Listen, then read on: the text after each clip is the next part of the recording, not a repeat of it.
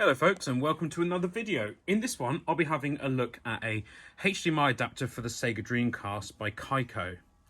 Now you might be thinking, well, is this worthy of a video? It is just a HDMI adapter after all, but this has a little bit extra going for it.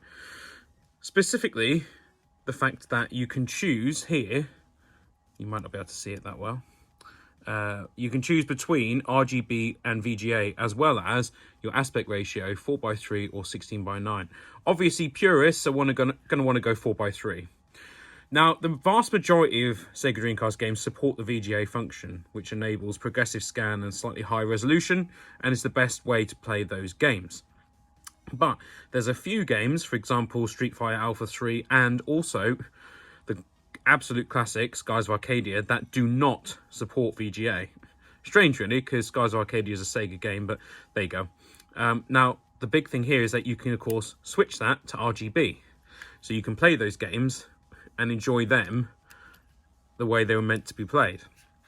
Well, the way they were meant to be played was of course on a CRT, but this enables you to actually play them without having to keep changing cables and whatnot on your Sega Dreamcast. Also, this does not have a separate power supply required to it, which is very useful because some of them require mini USB or micro USB.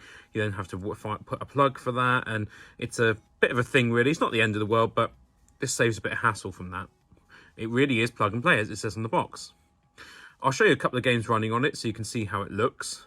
The only slight thing that's a bit annoying, and this is just a little niggle for me, is it says you have to use a QR code in the box in order to get the manual, because they say, oh, it's better for the environment, carbon emissions and all that, but they've chosen plastic as the way to line the box. Now I think you could have used cardboard for that, so that's a minor irritation, because I think that's a bit silly. You know, I don't worry overly about these things, but to say, oh, it's to protect the environment, but then you house it in a plastic box, I just think there's not a lot of actual credentials there for environmental protection. It takes standard HDMI cable, and then it doesn't enhance the signal, but it does simply put the signal through so that you can enjoy it without having to mess around with modding your console and whatnot. Obviously the best option really is to actually either play on a CRT or mod your console on the inside so that it'll actually automatically upscale it to 1080p or 4K. That's a lot more money and a lot more hassle. You can use things like RetroTink as well, but again, it's not more hassle, but it is a lot more money. This is about £30 in the UK, maybe a bit more expensive sometimes. Maybe you can find it cheaper, but this does a pretty decent job, to be honest. You do have to push it in quite far.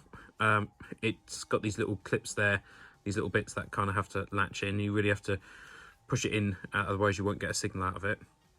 But it does a really good job. So I'll show you a couple of games running on it, and yeah, we'll see how it looks.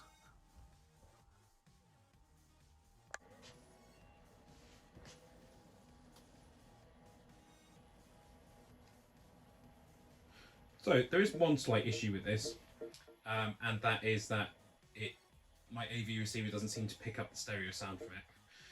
Hence, I have to put it as a, I have to put the sound through the TV, but that's fine. So, purists might say, well, shouldn't you be running it in 4:3? Probably, but I like to see the screen full. I like to see the image full on screen. I know that's not how it should be, but that's how I like it. Let's skip the intro.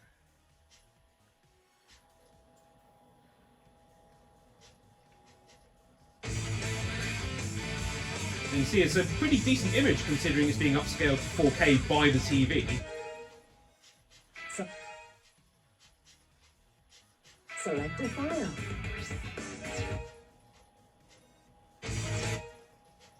Don't think there'll be much internet content on here anymore. Select a character. Come on then, Sonic. Let's get him.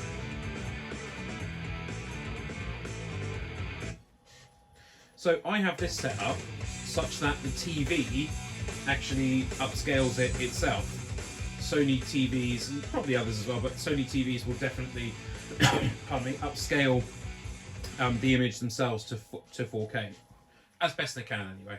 And I've got to be honest, considering this was probably meant to be played on maybe a 28-inch CRT originally, Gotta say, it doesn't look terrible. I mean, obviously some of the characters are a bit blocky and whatnot, but as a way to play these games, it looks pretty decent for me.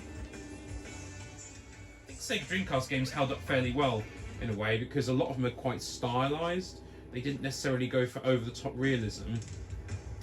They went for a stylized appearance, and I think they still look pretty decent, to be honest. I mean, obviously your skybox there doesn't look amazing now, but I've seen some modern games where the skybox looks a little bit naff, so I'm not too worried about that. So there we go. Now, obviously, you can switch it to 4x3 if you want, but I quite like it in 16:9, and it brings back some nice memories of playing this when I was a kid. Obviously, coming from the original PlayStation or N64, because I had both towards the end. This was just an enormous jump in quality, unbelievable, really, a proper generational leap. Unfortunately, Sega couldn't make it work in the end, but I've got a lot of good Sega Dreamcast games, and I can still have a lot of enjoyment on the system. As to how long the disc drive and whatnot will work, who knows? But right now, it's playing nicely, and I look forward to playing Skies of Arcadia over the Christmas period. So I hope you've enjoyed my video of the Kaico Dreamcast HDMI adapter. If you have, please remember to hit that like button, leave me a comment, subscribe to my channel, share this video on your socials, and check out my Patreon. Of course, if you didn't like it, feel free to leave me a dislike and tell me why. Alright, have a great day. I'll see you in the next video.